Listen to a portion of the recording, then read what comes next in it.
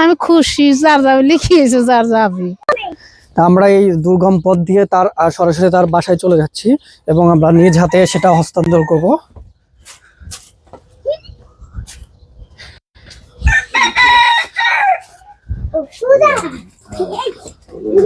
এই যে আমরা এই বাড়িটাতে যাচ্ছি, এই বাড়িটাতে একটা অসহায় মহিলা আছে, তার হাতে এটা পৌঁছায় দেওয়ার জন্য।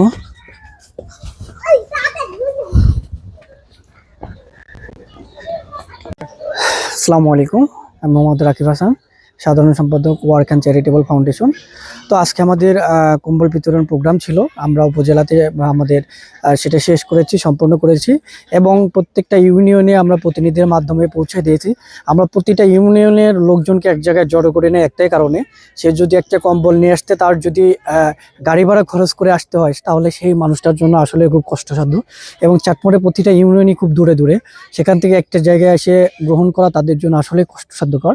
এই কারণে আমাদের founder president doctor M A Wahab খানের সাথে আলোচনা করে আমরা একটা সিস্টেম করি, সেটা হচ্ছে আমাদের প্রতিটা ইউনিয়নের মানে সঠিক প্রতিনিধি যারা সামাজিক কর্মকাণ্ডের সাথে যুক্ত এবং আমাদের কমিটির নেতৃবৃন্দর সাথে আলোচনা করে তাদের মাধ্যমে প্রতিটা ইউনিয়নে যাদের মাধ্যমে পৌঁছানো যায় তাদের মাধ্যমে আমরা একটা তালিকা নিই এবং তালিকা নিয়ে সেই প্রতিনিধিদের মাধ্যমে পৌঁছাই এবং আমি বেশ কিছু ইউনিয়নে আমি স্বয়ং নিজে যায় পৌঁছে দিই। তো এখন এই মুহূর্তে আমরা আসছি নিমাইচড়া ইউনিয়নে।